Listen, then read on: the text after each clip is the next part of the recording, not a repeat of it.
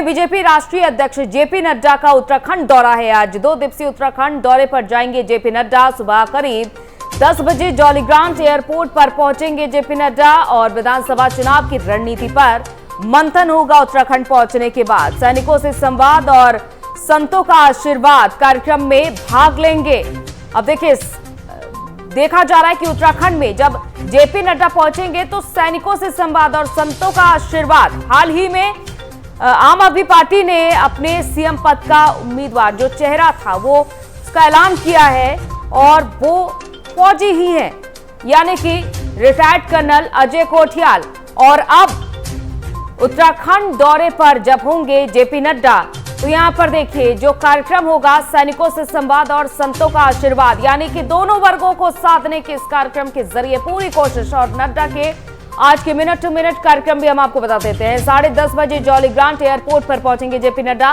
10:45 पर एयरपोर्ट पर उनका स्वागत कार्यक्रम होगा और 11:55 पर कार्यक्रम स्थल हरिद्वार पहुंचेंगे और 2 से 3 बजे तक प्रदेश पदाधिकारियों महामंत्रियों की बैठक करेंगे। 3:30 बजे से 3:45 तक सांसद और विधायकों की बैठक होगी। 5:30 से 7 बजे तक मंत्रियों और समितियों के साथ भी बैठक होगी। 8:15 और से लेकर 8:45 तक टोली बैठक होगी। तो नड्डा के कल का जैसा कि पहले से ही ये दौरा तय हो चुका था और आज उनका ये मिनट टू मिनट कार्यक्रम है। तो वहीं आपको कल का भी उनका मिनट टू मिनट कार्यक्रम बता देते हैं। 10 से 11 बजे रायवाला में पूर्व सैनिकों और से संवाद और सैनिकों का सम्मान करेंगे। 2 से 3 बजे तक कोर ग्रुप की बैठक करेंगे नड्डा। 4 से 5 बजे तक साधु संतों का अभिनंदन और आशीर्वाद लेंगे नड्डा। तो बीजेपी कोई भी कोर कसर नहीं छोड़ना चाहती है, कहीं से भी कमी ना रह जाए। जहां ऐलान हुआ मुख्यमंत्री के चेहरे का आम आदमी पार्टी की ओर से, एक रिटायर्ड कर्नल, एक देशभक्त कहा जा रहा है, तो ऐसे मौके पर सैनिकों से संवाद करने की बीजेपी की ओर से भी कोशिश है।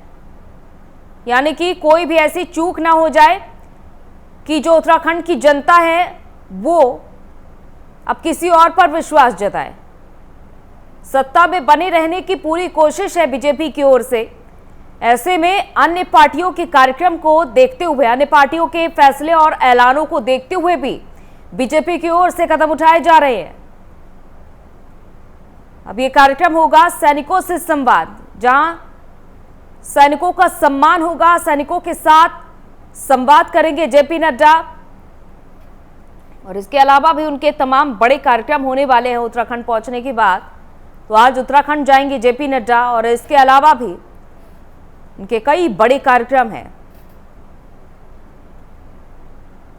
तो अब केंद्रीय नेतृत्व का आगमन उत्तराखंड में भी आज से होने वाला है और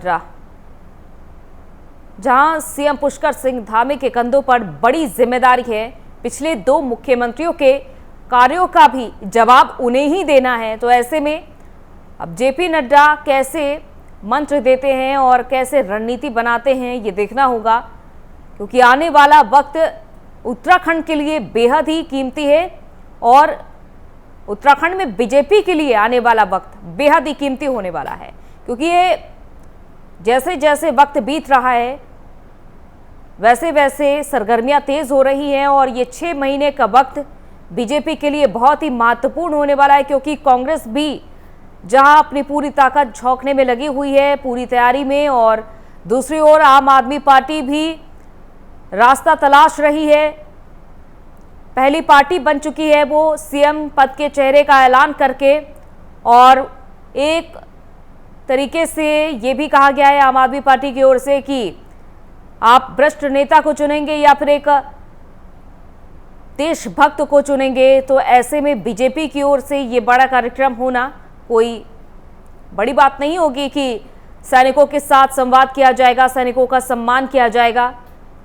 और इसके अलावा भी ये देखना होगा कि जब मंत्रियों और तमाम पार्टी के पदाधिकारियों के साथ जेपी नड्डा मुलाकात करेंगे तो बातचीत क्या होगी, मंथन किन किन मुद्दों पर होने वाला है, किन किन मुद्दों पर चर्चा होने वाली है, उत्तराखंड के विकास को लेकर आखिर बीजेपी क्या बड़े दावे, बड़े वादे करने वाली है, क्योंकि कई महत्वपूर्ण योजनाएं हैं जिन पर भी नजर है और आगामी विधानसभा सत्र जिसकी भी तैयारियां उत्तराखंड में जोरों से चल रही है। और अभी हाल ही में सीएम पुष्कर सिंह धामी भी दिल्ली पहुंचे थे, जहां पर उनकी गृह मंत्री अमित शाह से लेकर बीजेपी राष्ट्रीय अध्यक्ष जेपी नड्डा से भी बातचीत हुई थी और आते ही उन्होंने कई सौगातें भी दी थी। हरिद्वार के दौरे पर भी आए थे वो और अब खुद जेपी नड्डा भी हरिद्वार का ही रुख करेंगे।